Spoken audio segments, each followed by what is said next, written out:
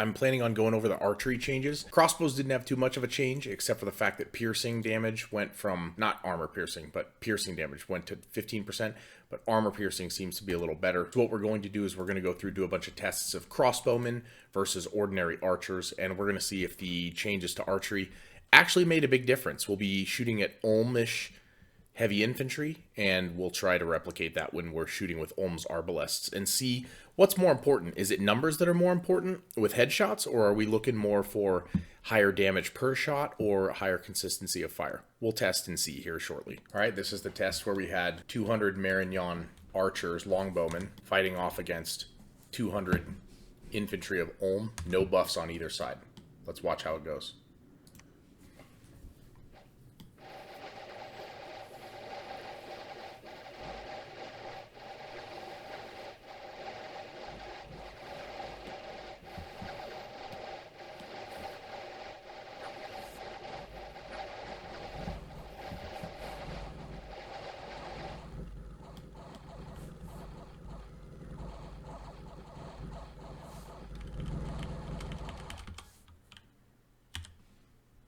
All right, now we are watching the same Marignon battle versus Ulm, but with 50% more archers than they have troops. Now, they're at a -4 because this is 19 protection. These guys have 15 damage, so we're still at a -4. So we'll see how this goes.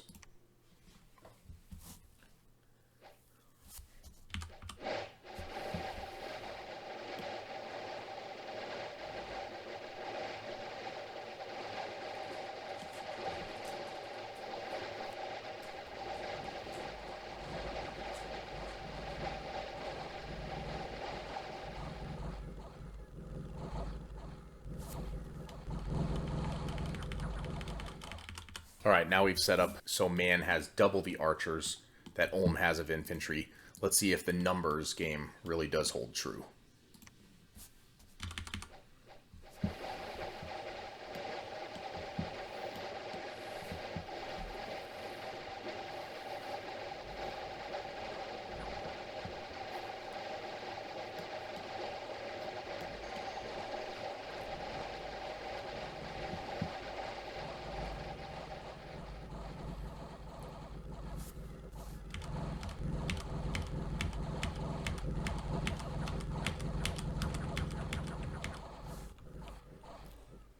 I don't know, it looks pretty iffy so far. All right, and now we have man with triple the longbowman than Ulm has infantry. So we'll see how this goes with triple, but we'll see if it makes a major difference.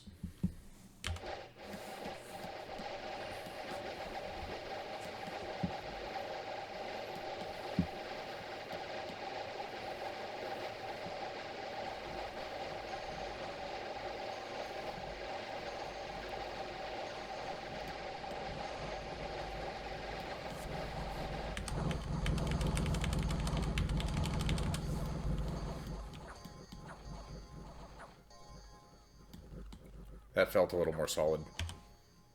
All right, we had to set up box formation here so we could get some buffs out to try to see if triple the amount of archers versus tanky stats. I don't even know if it's going to matter because they're getting plinked ahead of time. But now we've got a bunch of them with 24 protection.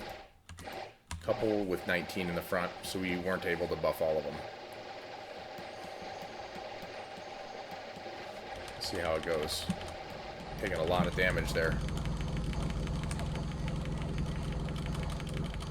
And they still lose, even with a little mage support. All right, now we are setting up Marignon crossbowmen with a damage of 11 against the exact same Ulm infantry to see if crossbowmen with equal numbers, 200 to 200, make a big difference. Let's check it out.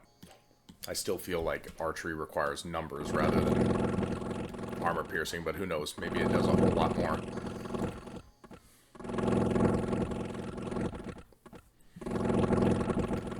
Certainly looks more effective. Oh, they're killing themselves.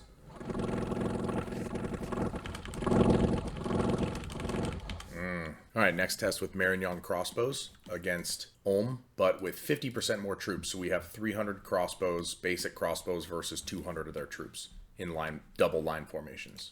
Let's see what happens.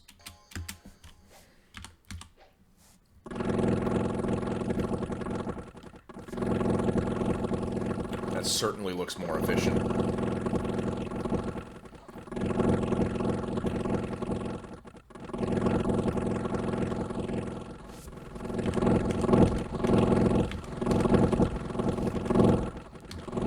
Ooh, we got a break at 50%. That still looks iffy, but that's 50% more crossbows instead of double crossbows like we needed for the Longbowman. Alright, just to be thorough, we are doing it with double. As the 50% was a little iffy, we'll see if this one's as decisive. Now, it wasn't as decisive with the Longbowman, if you recall. The Longbowman needed double just to win, and it was iffy. Then triple was decisive. So let's check this out.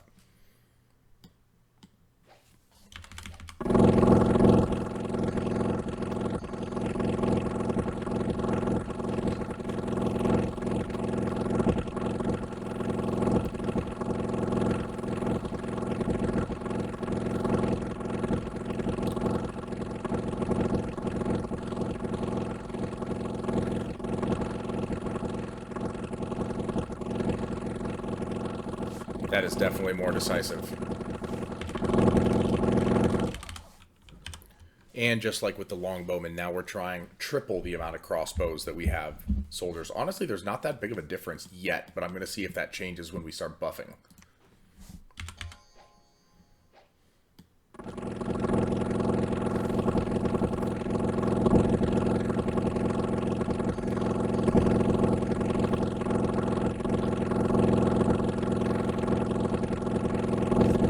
That's a big difference.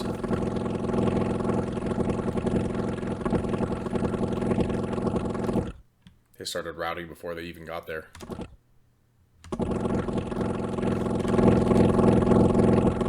Alright, now we've got triple the crossbows against Ulm, and we're trying to buff Ulm with some small buffs. Let's see if we can get them off before they start running off like dorks. Group stone skin, group stone skin, group stone skin, group stone skin. Okay. I'd say the majority, as I click and get none, the majority, at least enough to make a small difference. But not a huge difference. I feel like this is going to go the same way.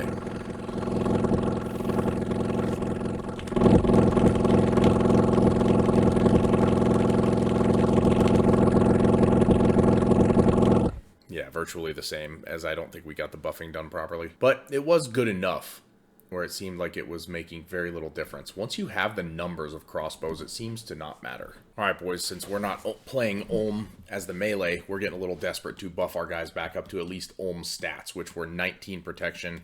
Defense is kind of irrelevant, but these guys look like they're going to be pretty equivalent as long as I land Marble Warriors and Temper Flesh on them. Let's see what happens when we buff them.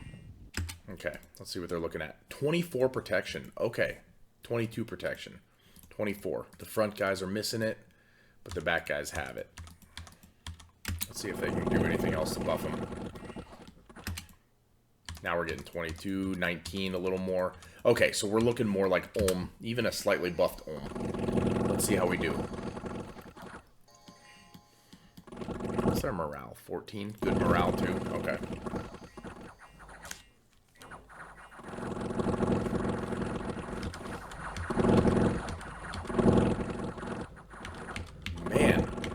These Arbalests just make a huge difference. So the armor penetration of the Arbalests seems to be really strong.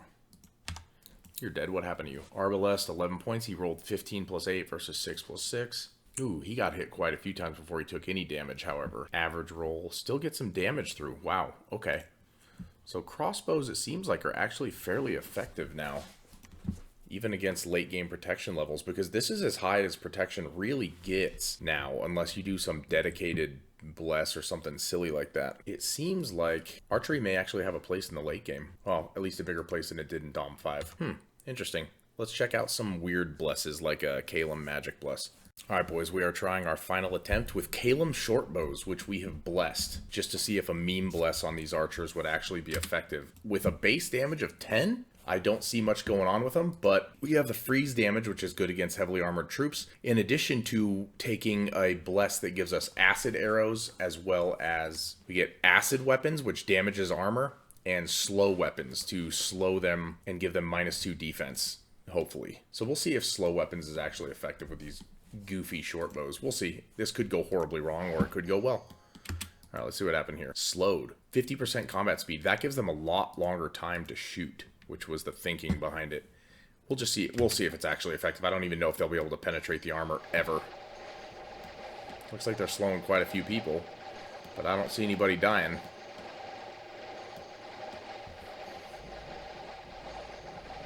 Oh boy. Wow, that is a lot of slows. That is a lot of slows. They won! The Shortbows! For the win.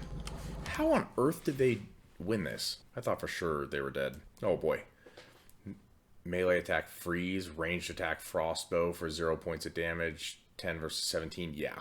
Acid weapon effect, 7 versus 19. I wonder where that comes from. Is that magic resistance? Yeah, that might be magic resistance. Slow weapons effect, penetration versus magic resistance of 10. No, so that, I guess that's a prot roll. Yeah, 0 points, 0 points, 0 points. Let's see when he started to take damage. Oh, here we go. Armor defeating hit, reduced protection by 2. Let's see another one.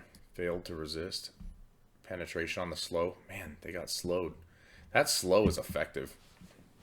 That might actually be good for archers with an army to just slow enemies repeatedly. I wonder if you can make your own troops immune to slow. Probably with just enough armor. But wow, that actually worked. Huh. Alright, well it's sort of impractical because 200 of these versus 200 of these. These you can amass in about 4 turns. These you can amass in about 20 turns, assuming you have 10 Dominion. These guys take forever to amass because they're cap only. But it was worth a shot at memeing. Alright boys, this is the pure chaos of us just throwing tons and tons of archer-loaded battles in the same place. Let's see what happened here. I don't know how to tell which one went first, but we'll just go. Ooh, there we go. Alright. Ulm and Marignon.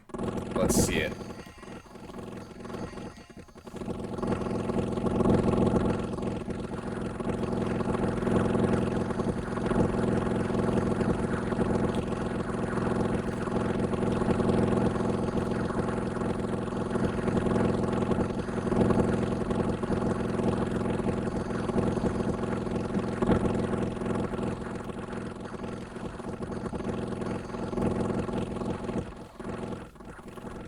Arbalests coming through for the win.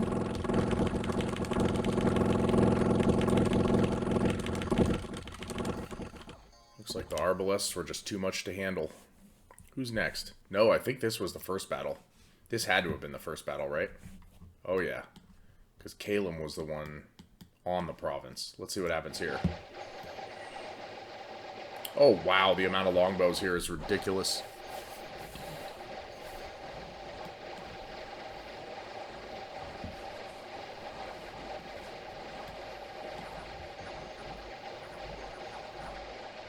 Does not look to be going well for the birds. No, sir. Those knights might have been too much. So that had to have been the first one. Then this must have been the second one. Okay. That explains it. That explains why Ulm started their fight all beat up. That's okay. Let's see all this arrow fire. Let's go.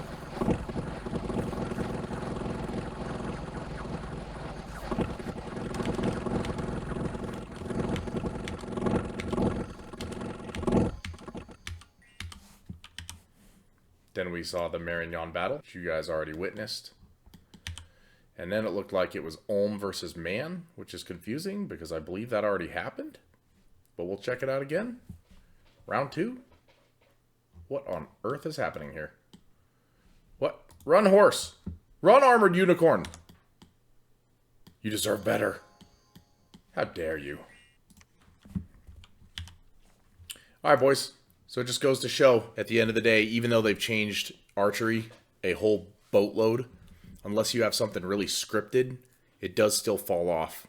But it doesn't fall off nearly as hard. It's still very effective. You just need, unfortunately, about 3 times the manpower, which, as you all know, this is a game of numbers. If you're paying 3 times as much for your troops as they are for theirs, things are not going to go well.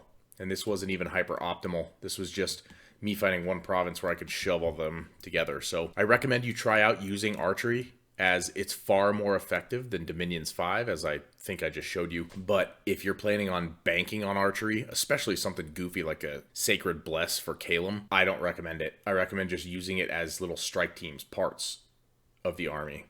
That way you don't depend on it too much.